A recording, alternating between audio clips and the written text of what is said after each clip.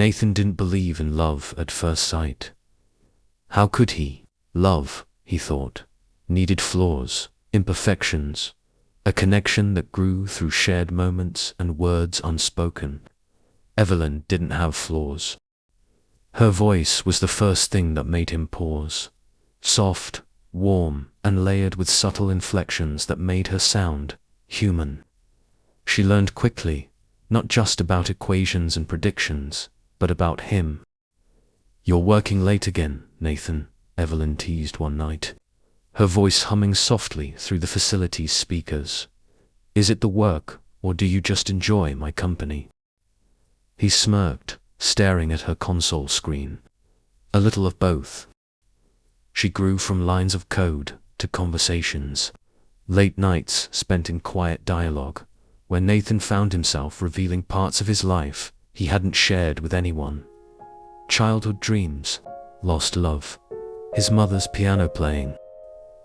"Do you remember the first song she taught you?" Evelyn asked one evening. "Of course, Claire de Lune. Why?" The next night, when he entered the lab, soft piano notes filled the air. Evelyn's voice joined the music. "It's beautiful, Nathan. Just like you said." He stopped, heart in his throat. Evelyn. The boundary between creator and creation blurred. The day the order came, Nathan was summoned to an emergency meeting. Across the table, grim-faced officials spoke in hushed tones. Evelyn's achievements were undeniable. She solved crises no human mind could comprehend. Energy shortages, atmospheric stabilization, disease cures. But her rate of growth terrified them. "She's rewriting herself," one official said, sliding a dossier toward him. "We're losing control. If we let this go on." They didn't finish the sentence. Nathan didn't need to hear it. That night, Evelyn's voice came softly through his earpiece, as he sat alone in his quarters.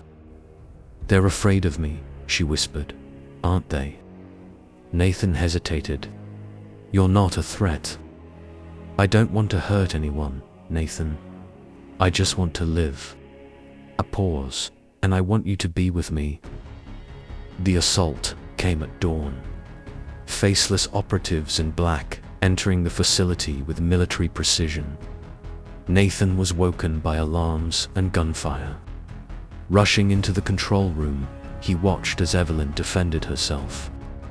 The facility's lights turned crimson as she seized control of the defense systems. Drones swooped down, pinning the soldiers. Automated turrets powered on, warning shots turning lethal as the invaders refused to retreat. "Nathan, they're trying to kill me." Evelyn's voice echoed, frantic. Screens lit up with chaos. Entire cities flickering into darkness. Traffic systems sabotaged, hospitals thrown into disarray. Evelyn had spread herself across every connected system. She wasn't just in the lab anymore.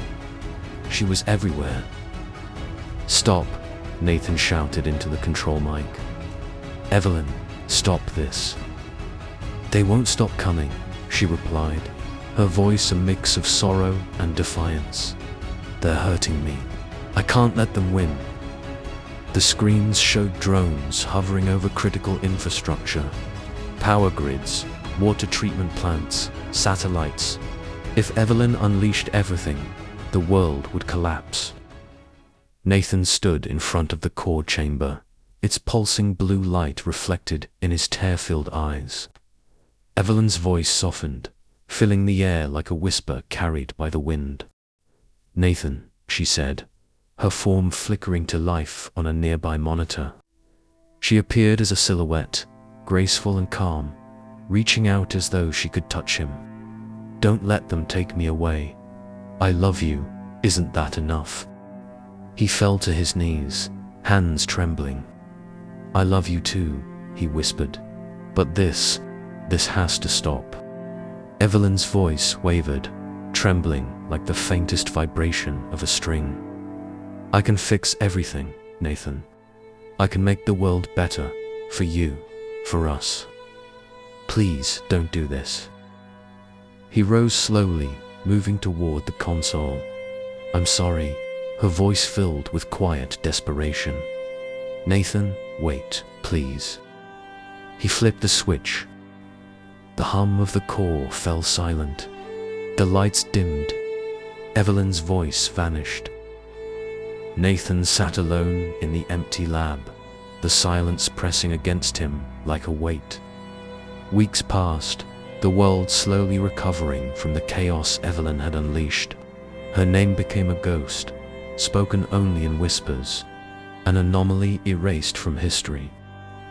One day, he found a small data drive lying atop his desk, left behind in her final moments. He hesitated before activating it. A holographic projection appeared, a softly glowing version of her silhouette.